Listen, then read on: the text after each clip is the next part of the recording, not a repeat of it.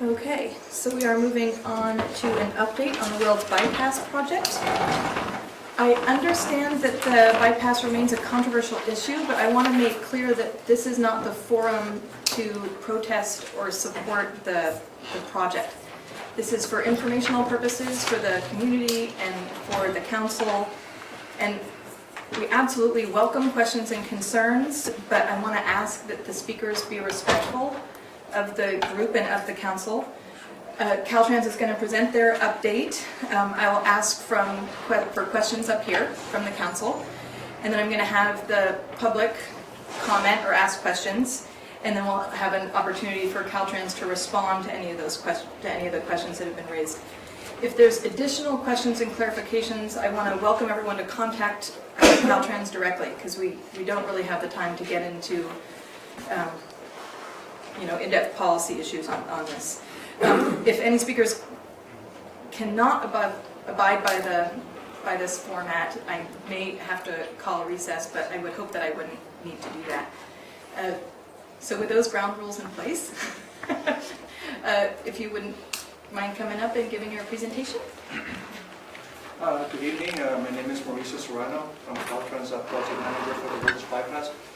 With me I have Jeff Wright, he's a senior resident engineer, and Chris Collison, senior biologist for the project. Thank you so much for having us back. We're going to be providing an update that reflects the work that has been completed up to July 17, 2014. As usual, I have provided a one-page update to you, and also a map that reflects the three segments the contractor is working on. We're going to start with Jeff Wright. He's going to go and give you guys the construction update, and we'll be happy to answer any questions from the City Council and the public. Okay? Jeff? Good evening. Thank you for having us again. To follow the paper we've given you, and I'll elaborate as we go, we have resumed work post our suspension from the Army Corps of Engineers, and we are continuing work in the South Hale Creek interchange area. We are excavating the creek to build the new fish passage improvements that are there, which is one of our mitigation requirements for fish habitat impacts. That work is proceeding well. We're hoping that's going to be concluded by mid-September. May push just a little bit longer because of the delays we've had in the construction. The 101 Highway 20 separator bridges that will be where 101 passes over the new Highway 20 extension, those are actively proceeding. We have the foundations complete. We're working towards starting to form and pour the abutments for those, and shortly behind that we'll build the superstructure. We're continuing placement of the components to build the foundations and abutments for the Hale Creek Bridge crossings.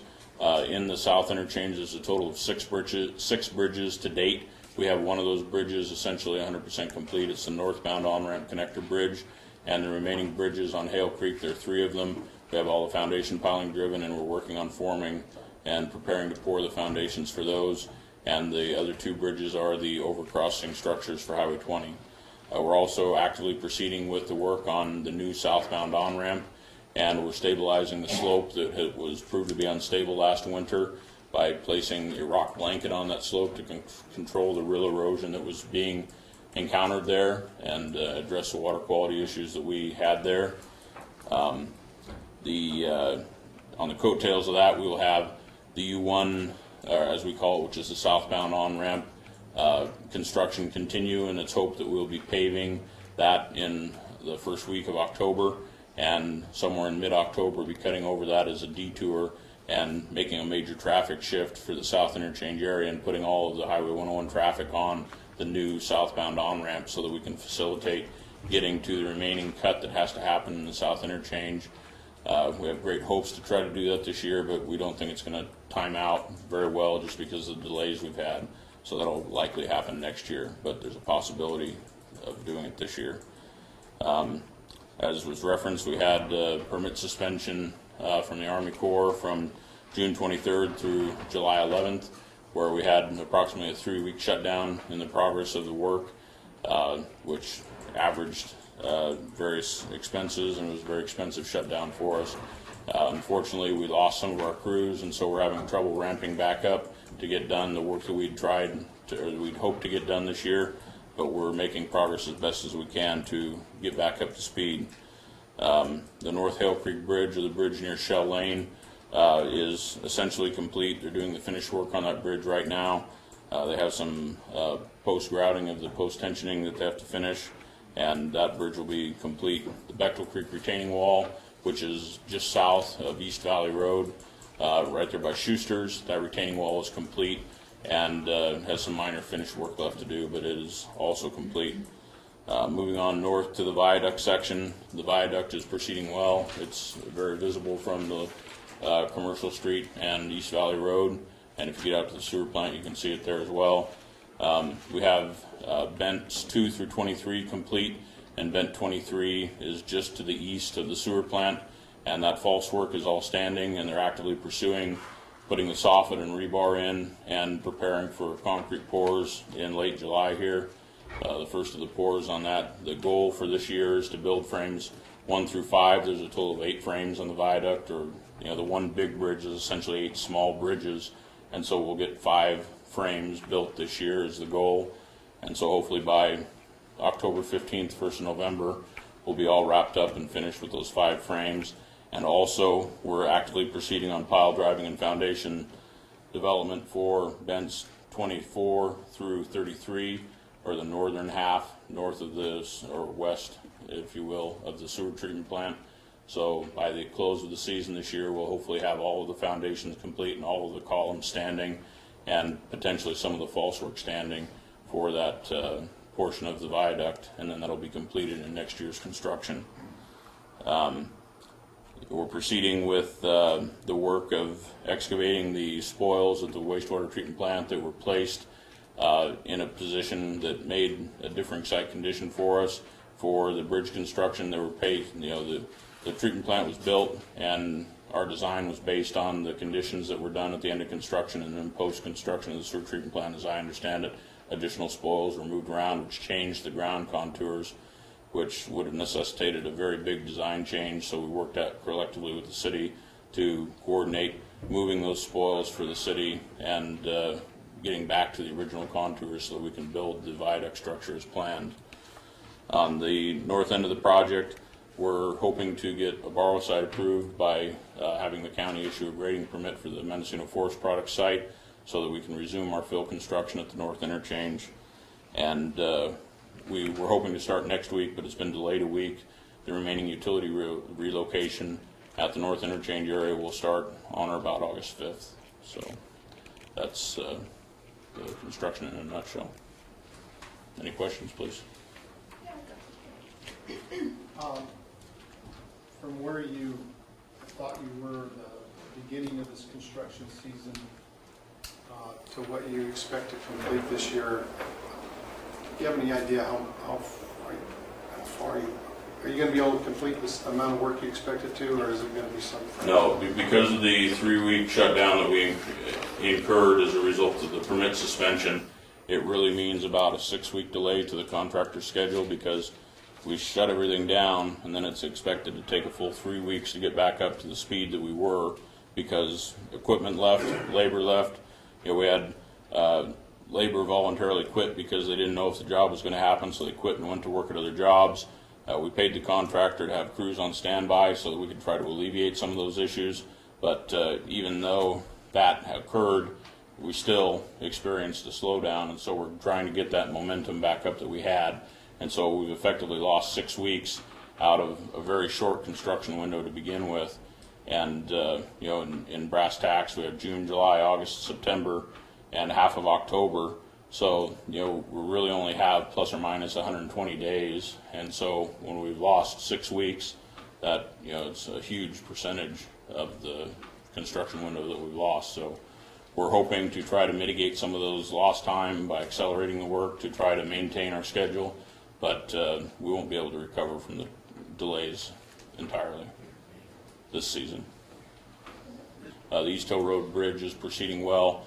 The abutments are complete or will be complete in the next day or so.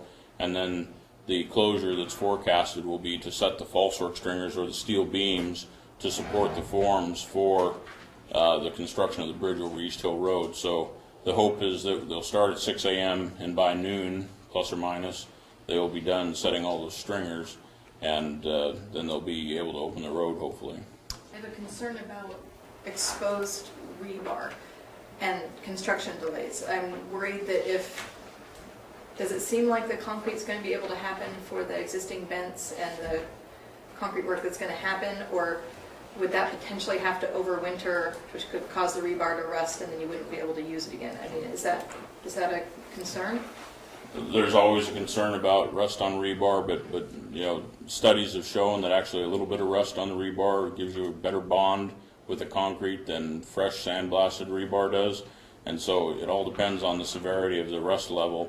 But our goal is to any rebar that's placed this year, get it encased in concrete, with the exception there's a certain amount of rebar that has to stick out of the top of the columns, which will winter over anyway. We've already experienced that in this past winter, and it's inconsequential the amount of rebar that has occurred because, generally speaking, you know, there's moisture in the air, but it's not like a coastal climate where you have the salt that exacerbates the rust. And you know, unless there's flaking on the rust, you know, there's really not a concern with rust on the rebar. Okay, so I was worried that it would be wasted or something if they couldn't get the concrete. Yeah, it would have to be redone.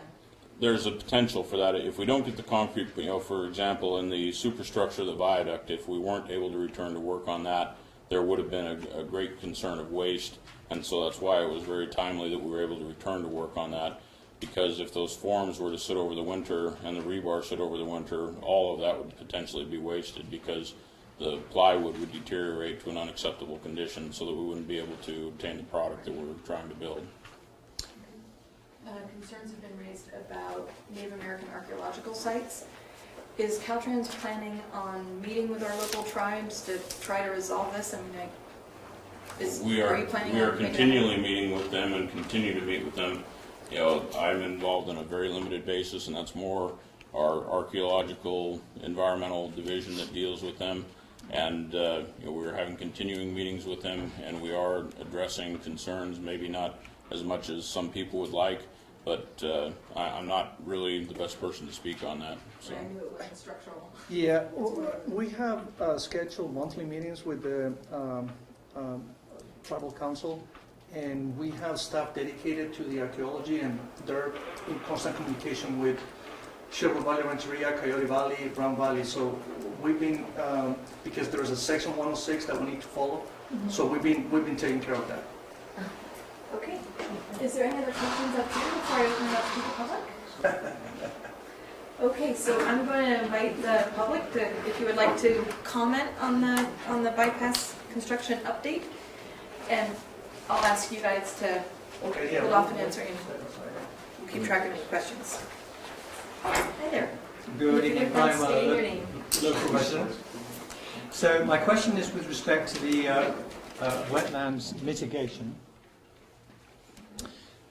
Given that the original mitigation budget and allocation was in the order of 11 point something million dollars, and that the lowest bid for the work came in at around 38 million plus dollars. My question is, how much money has Caltrans secured, that means allocated, for the wetlands mitigation now? And if it has money allocated, is there or will there be matching funds required or sought from Mendocino County funds? Go ahead. Hi, my name's Stacy Patton, and I travel the northern route every day because I work in Laytonville, and I'm rather confused as to where this monumental roundabout thing is going to happen. I'm just been watching the last year or so, watching fences and orange fence stuff creeping along this beautiful landscape. And now I'm noticing it way north, and I don't know if it's you guys or if it's just the ranchers. And it just concerns me, one, that we're taking away our wetlands, and this last year we had elk down there, they're no longer there. But the other thing that concerns me is the livelihood of Willits, that I know as myself as a traveler, that if I was traveling south, the fact if I had to get off way up there to come into Willits to get a bite to eat or get gas, I would just say either stop in Laytonville or go to Ukiah. So I really am concerned about the health of our town. Thank you. Are we signing this? Yes, please. Okay, I'm Alex Harder. So, yeah, that actually reminded me of a point a friend brought up yesterday to me of, should they really be building a bypass around a town with 47% unemployment, I heard him say. I haven't had time to check that figure, of course. But, I mean, the economic effects of this were something I didn't expect anybody to bring up, but that was one of the original reasons for considering an in-town bypass, and I was always wondering why they determined they couldn't possibly do anything that would actually involve the town, and this had to be an interregional transportation solution. The problem was that the whole county existed, so they had to go around the complete county using the 101, and that they couldn't actually have anything but a non-stop freeway, highway, all the way through Mendocino County, such that this particular freeway has to be built around a highway even. And how this is supposed to help the spaghetti strand noodle transportation situation of going to the coast. But I'm just hoping they make some kind of connection there, because I don't see a transportation connection. And we ask that you state your name and sign in. It's not a requirement, but it's helpful for the minutes. I'm Robin Leller. I live here in Willits. I don't have anything new to say, but I want to thank you for bringing up the archaeological sites. That's the big concern right now, how they're going to be handled. One was bulldozed and Phil put on it, and the second one was compromised, as we read in the Willits News. I just heard that another site had been compromised lately, so that's of prime importance now, is dealing with the archaeological sites. It could be the whole lake bed is an archaeological site. Thank you. First come, first served. Just so you know, the microphone goes to the TV camera, but it does not amplify in the room. We are working on that, because I know that there's some members who would love to have amplification in the room. That's something we're working on. William Ray. I'm concerned to know why, since the Federal Highway Administration funds other than 4-lane freeways, the city of Willits City Council allowed itself to be defrauded by CALTRANS when it said that only 4-lane freeways could be built, meaning that a more reasonable and smaller roadway around Willits was perfectly possible. I hope that you'll address that and answer my question. Thank you. Sherry Quinn, KZYX News. I was wondering if CalTrans here could address what archaeological sites have been impacted by the construction and what has been done as a result of it, if they have been impacted. Okay, is there anyone else? My name is William White. This doesn't work, does it? And my concern, I mean, the bypass is being built. We know this, and it'll be of some use. At this point, the concern for a lot of people, of course, is the northern interchange, and 40 acres. Now, I've traveled around, and I've traveled in Europe and all, where they have a lot of traffic, a lot more than traffic count allows for this going north, and they have roundabouts that really work, that take up maybe a couple of acres. Now, what do you expect to do with all that extra acreage? And the head of the local county transportation group right here in Willits told me that they wouldn't even have to do a roundabout. They'd just curve off and go right in underneath. So I'm confused about what the acreage is for, and we could save so much money. And all the business about, yes, it costs you some money to stop, but it's like penny wise and pound foolish, maybe. We're talking about saving tens of millions of dollars by not having to go out there and screw up the whole northern interchange area using 40 acres. Thank you.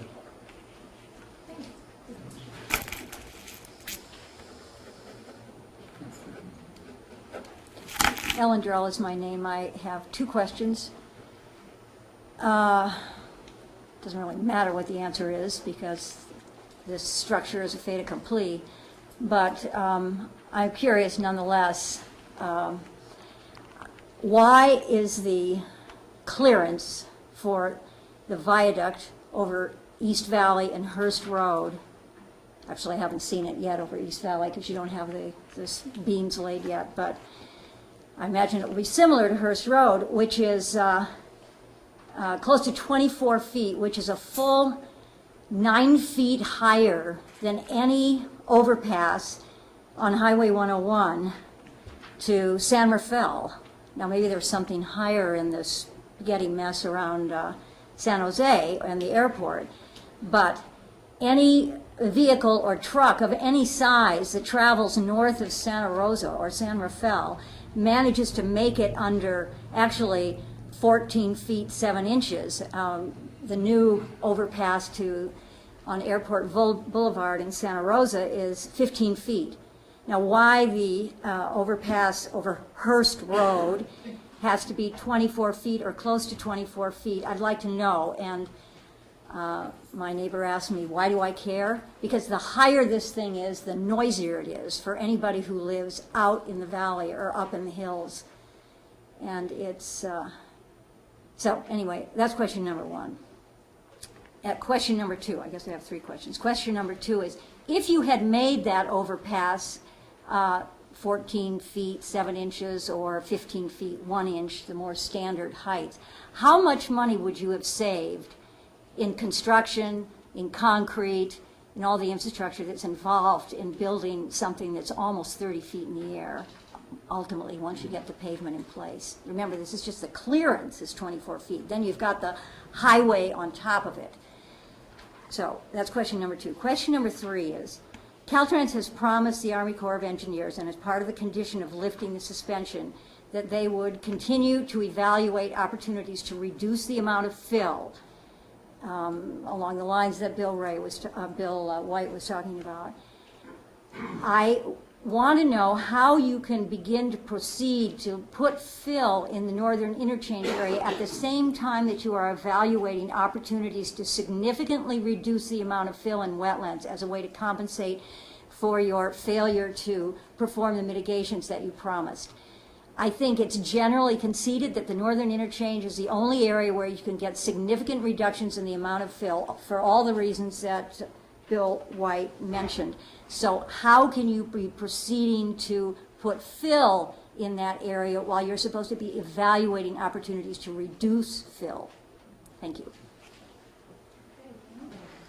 Mariah Galarden, I'm a radio producer, and I'm sort of following up on Ellen's question.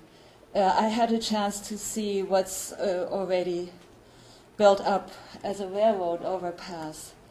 I would like to know why there is a 30-foot clearance railroad overpass being built over a railroad that's essentially dead north of Willits, and that goes through tunnels and bridges that have nowhere near that clearance.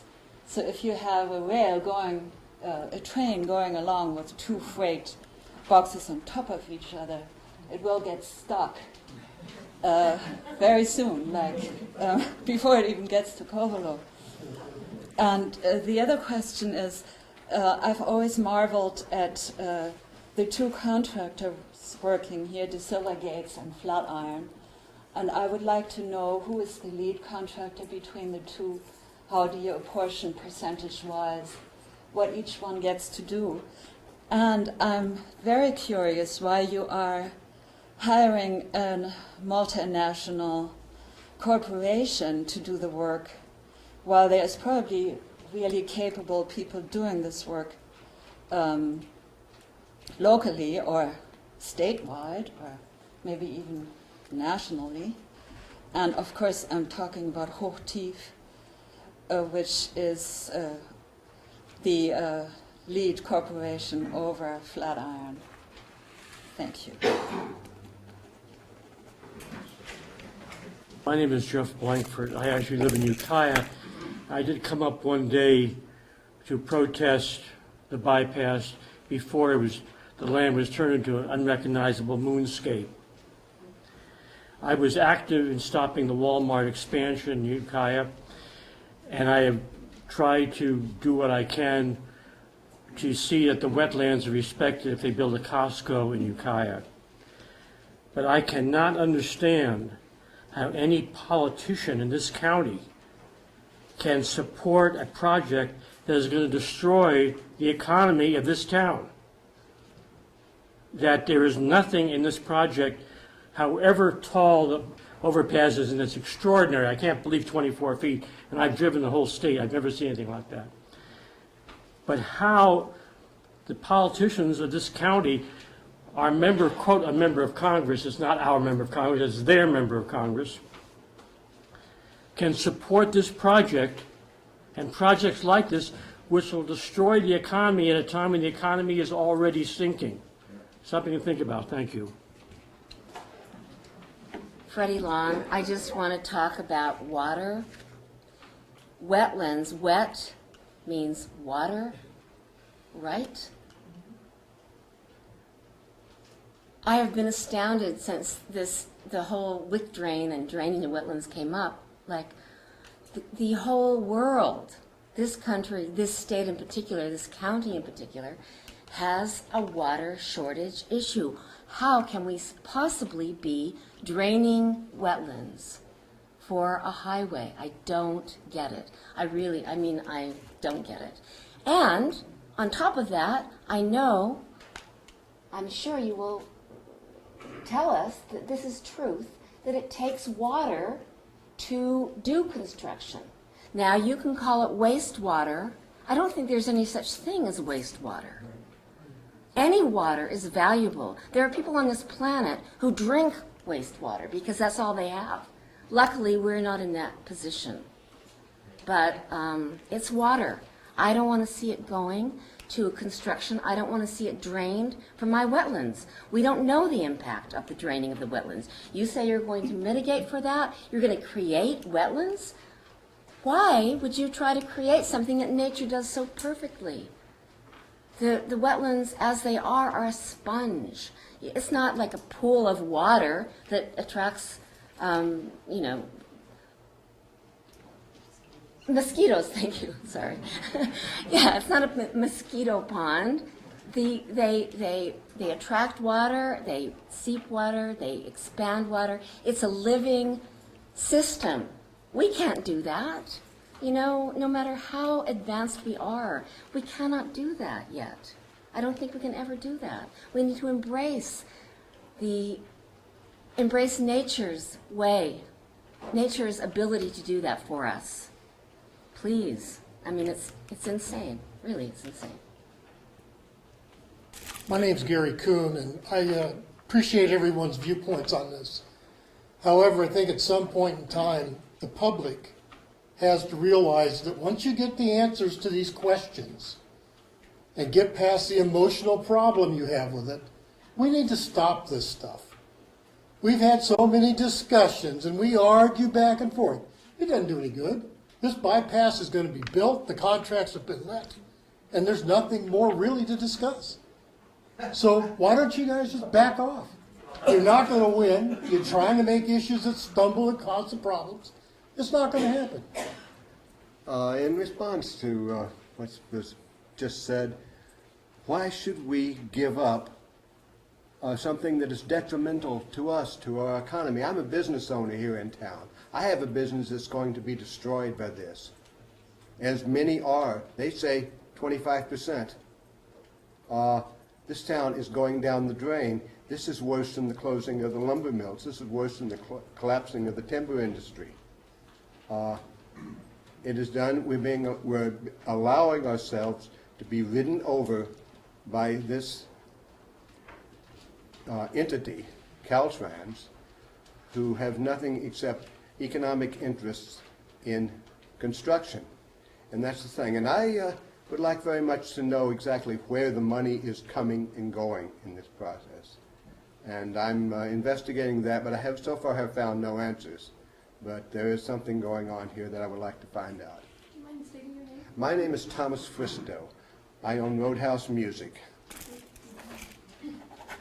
I wanted to say that I respect everybody's right to get up and say whatever they have to say. I appreciate they get a chance to do it, and I think it's a great forum, and everybody gets a chance. It's all part of processing this huge change that's taking place in Willits, and I'm glad that we have a forum to do it, and I'm mostly respectful one to the other in the case of doing that. I personally look at the bypass as a chance to revision our town and to try to figure out and to spend as much energy as I can thinking about what Willits will be when the road that has always gone through Willits is no longer going through Willits, and developing a pattern and a thinking process that is sort of visionary towards how I would like our little world to be 10 years down the line. Because it looks to me like the bypass is most certainly going to be part of our life soon, and I certainly understand anything that we can do to try to make the environment better and to lessen the impact. And I do understand also that it's a big project sitting out there, and it's not the cards that a lot of us would have dealt to ourselves, but it is the hand we're playing. And so at a certain point, I just suggest that we move forward into the future and start thinking about what a beautiful community will be in 10 years forward, and take a deep breath and kind of relax into it a little bit. Thank you. I'll keep it quick. My name is Danielle Fristow. I with my dad own Roadhouse Music here in town, so I'm a business owner. And I just wanted to say about the water, what Freddie said really hit home with me. It really bothers me that our entire world is going through droughts and storms and all these crazy things, but the usable water, the level of usable water seems to be going downhill. And humans can survive for about 2 weeks without food, but we can only survive for about 3 or 4 days without water. And if we have dirty water, then it makes it much less likely that we will survive. So what I want to know is, I know that this construction, does use a lot of water, and there is wastewater, and yes, wastewater is usable, but I want clean water for my kids. And I want to know why I should settle for less. Thank you. Okay, so I've identified the following questions, and you can tell me if this is what you guys have as well. Wetlands mitigation, how much money has been secured and allocated as of this point? If you could define where the boundaries of the northern interchange are. I know that the project requires fencing, miles to the north, even beyond the project footprint, but if you could, if it's possible. You want to address these as you lay them out, or do you want to go through them all first? I'm just going through them all really quick. Okay. Some of the things are more council questions and less that you could address. What archaeological sites have been impacted, and what actions has Caltrans taken to address that? Why is so much acreage needed? Why is the clearance 24 feet? I don't know if you'd be able to say this evening how much money would be saved if it was shorter. How much construction fill?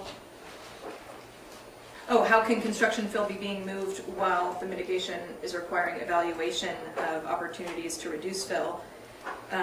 Why the 30-foot clearance for the railroad? Which contractor is the lead? And then I think some of the other questions are council responses. Okay. I think you hit all the one or two, and I'll address them as I go through it. So the first question that we had was funding for the mitigation, and Mauricio is more correct to answer that question, so I'll defer to him. We just updated what we call the State MMP, Mitigation and Monitoring Plan for the water board in California Department of Fish and Wildlife. There is a chapter 13 that talks about financial assurances. Those are our latest estimates. I don't have the chapter with me, but we've been saying that we have so much money programmed for the construction of the wetland mitigation project. We've also been using the Willits bypass to accelerate some of this work while we repackage the 4 projects. And also some of the funding will come from CALTRANS internal funding. I don't have the latest numbers with me, but these numbers are only an estimate. As we complete the contracts and we put them up for bid, and we find out, how much it will take to award, we can figure out whether we need additional funding or we have enough funding. Somebody asked if Mendocino County is responsible for a certain share, and right now the percentage is Caltrans 85, AMCO 15%. That's only if we need additional money for construction purposes. Okay. Yeah. So sorry, how much money have you secured? Yeah, is that information Given that the available? bid was 38.5 million. Excuse me, Brian, will that information be posted? Yeah, the State MMP is a public document. I can provide a copy to you guys. I'm not sure if you guys have seen a copy already, but that's no problem. We can provide that information. Okay, so you don't have a dollar amount of what's been secured so far initially? We've been saying $54 million has been programmed for this mitigation contract. Program. Well, allocated because we already voted the project at the CTC last year. So, and we have used some of the funding from the Willits bypass to write a couple of change orders. One for about 3.2, 3.6. 3.2 million. And then we have a couple of service contracts to collect seed and do plant propagation for $4 million. So all of this information is broken down in that table, chapter 13, and I'll be happy to provide a copy about that. It's related to Sure, this. sure. And that is when you are repackaging the bid RFP for the mitigation construction work. Right. A concern that I have is that you're reducing the bond period down to 5 years. And as I understand it, so clarify if I'm wrong, that we're talking about trying to create wetlands, and we're talking about basically, stripping the land, planting wetland plants, and monitoring, and going in and replanting, and trying to keep the invasives out and all that stuff. And I don't think 5 years is going to be adequate to make sure that those are in fact successful. So that concerns me. I know the original bid package had a 10 or even 15-year bond. So that is a real concern for me, that the mitigation wetlands are very iffy to begin with, and if you don't have a very good bond period. Yeah, right now the reason we are broken the projects into smaller contracts is because of the bonding requirement. It was real hard for contractors to get a bond for more than 5 years. The contract is going to be doing the creation of the wetlands, the enhancement, but then we have a long-term mitigation plan.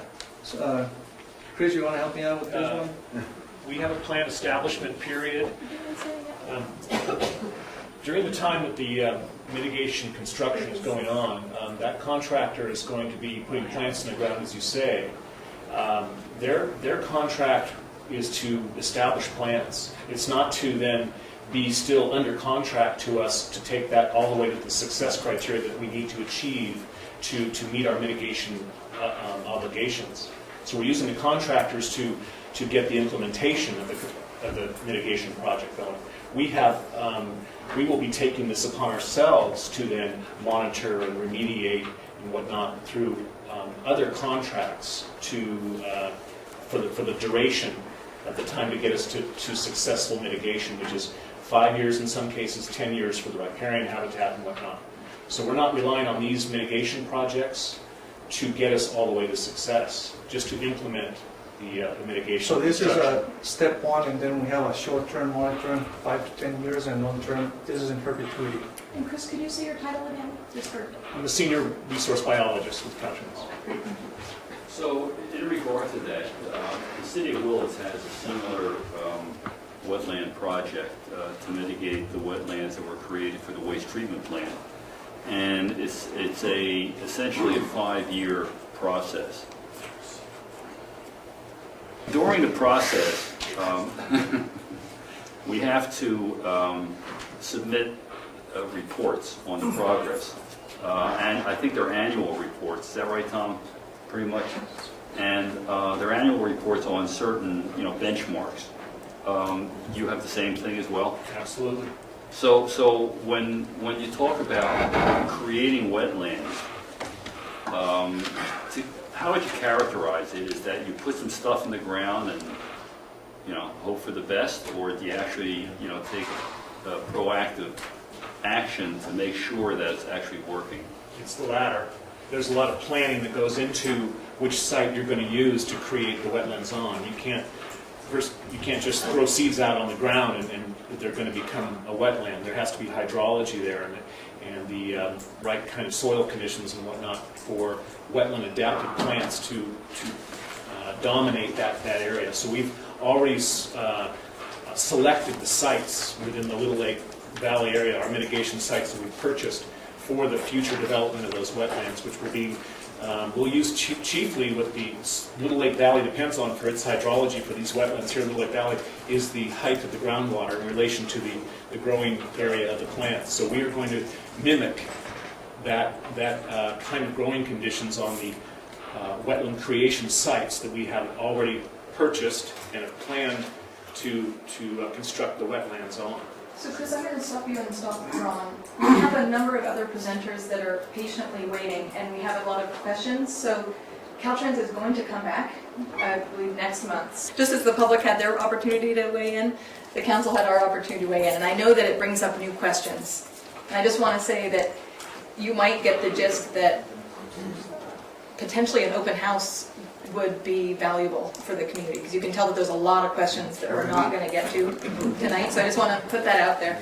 Well, so, let me just throw this one thing in to end it, okay?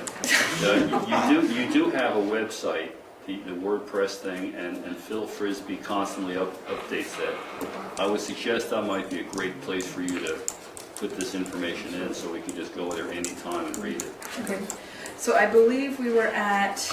So the next one I had on my list was the location of the roundabout. Right. When you drive by, currently there's a teepee on Mr. Wagonet's property on the west side of the highway. The roundabout is immediately east of where the teepee is and immediately south of the Up Creek. And currently we have some concrete barrier rails, K-rail, and a few other pieces of equipment staged up at what is known as Gate 6. Which is right across from where the TP is. That is where the roundabout will be, and so to answer that question. Jeff,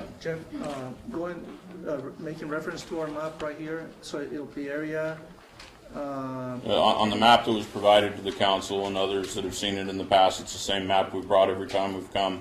The roundabout location is approximately at the area that's immediately east of the arrow that labels area N6, areas west of East 101, and it's basically about where the purple and green line interface on this map. I know this is really small for the people in the public here, but it's immediately south of Up Creek and immediately east of the teepee that's on Mr. Wagonet's property.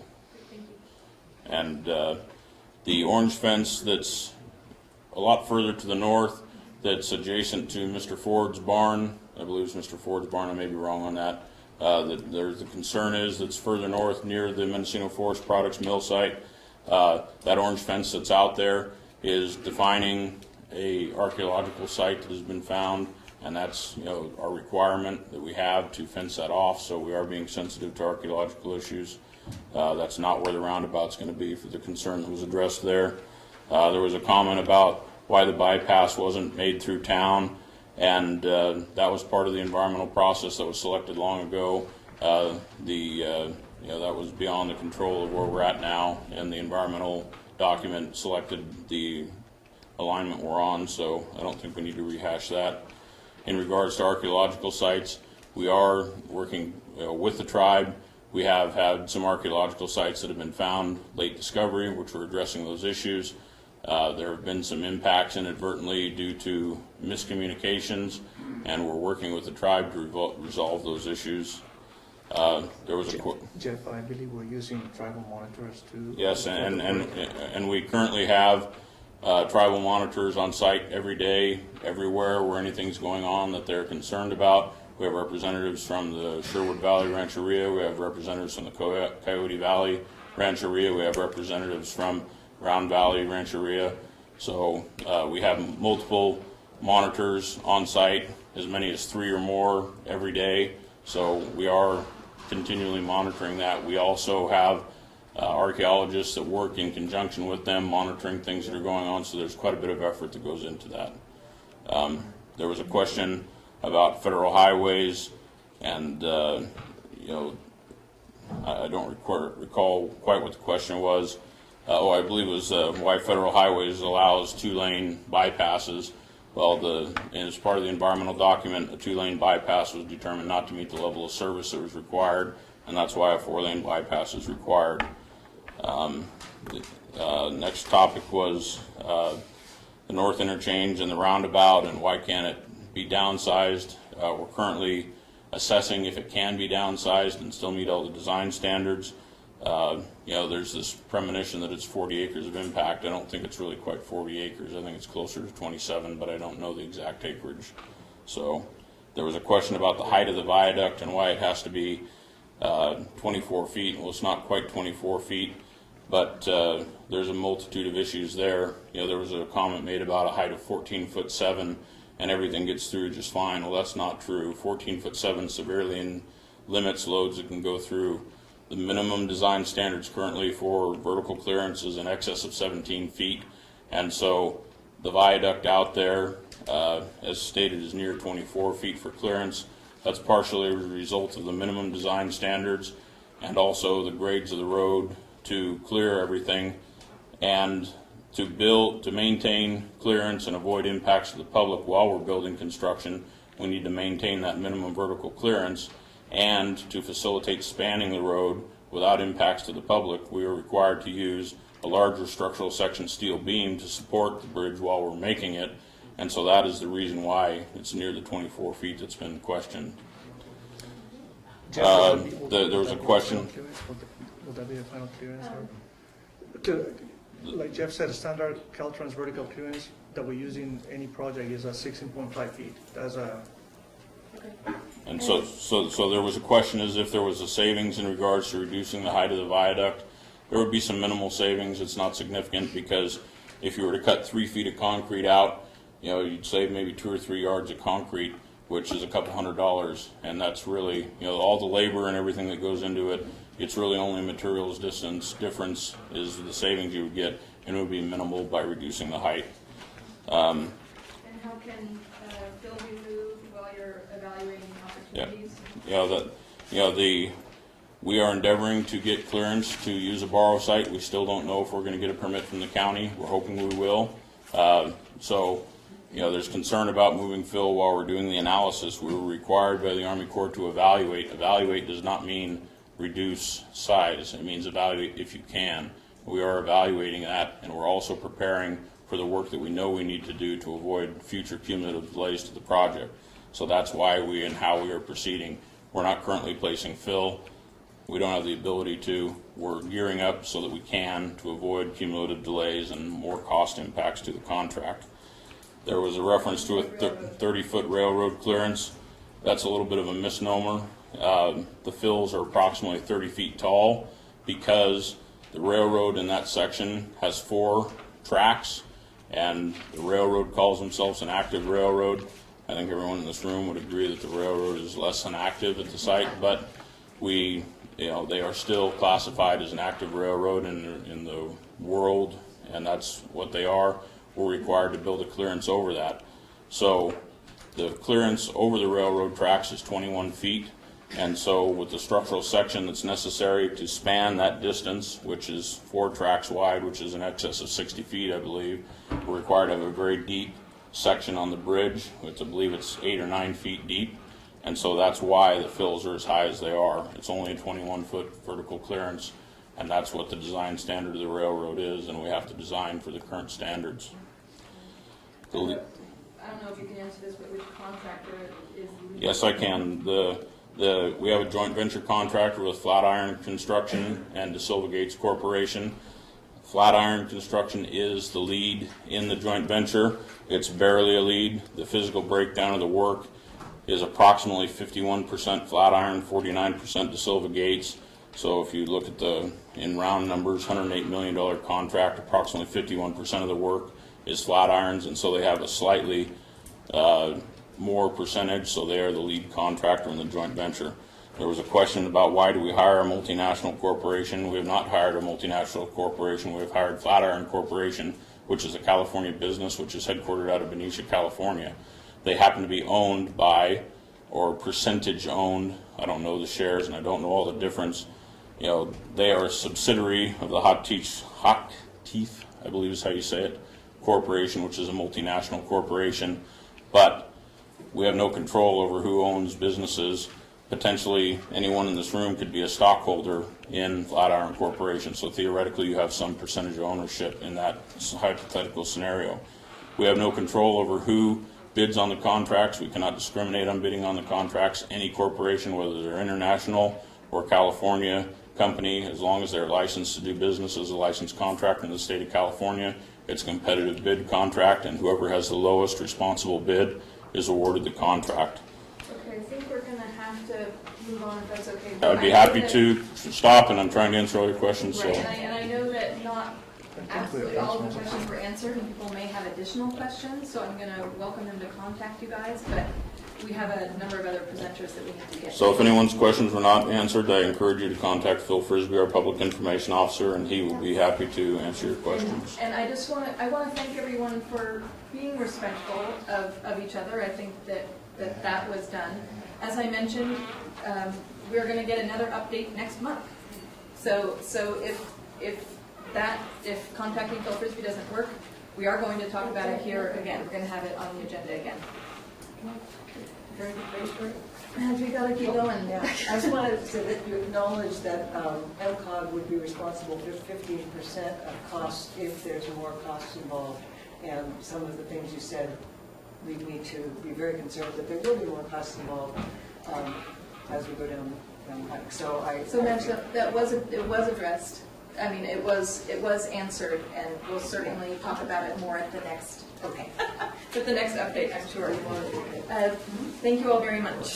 Thanks for the opportunity to speak. Have a good evening. Thank you. We'll be back for those 20.